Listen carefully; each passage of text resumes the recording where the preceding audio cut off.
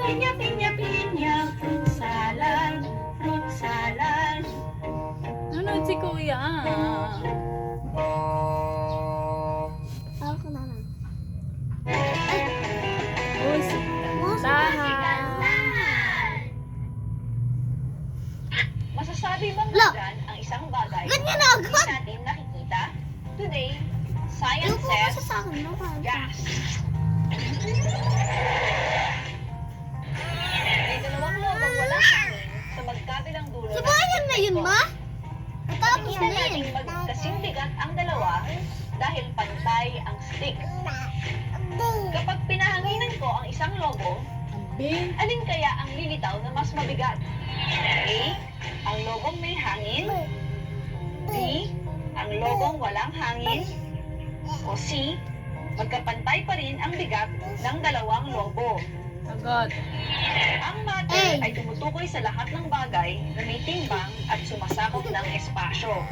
Solid, May tatlo liquid, itong and state. gas. Hey. Solid, liquid, o gas. Ang pagkakaiba ng mga ito ay nasa pagkakahiwa-hiwalay ng kanilang mga particles. Madaling makita ang timbang at sinasakop na espasyo ng isang solid Lo. o liquid.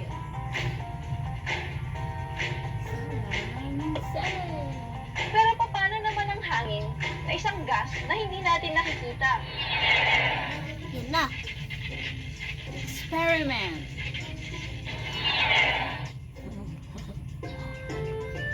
Day. Dun, dun, dun, dun, dun, dun, dun, dun, dun. Dun, dun, dun, dun, dun, dun, dun, dun. Dun, dun, dun, dun, dun.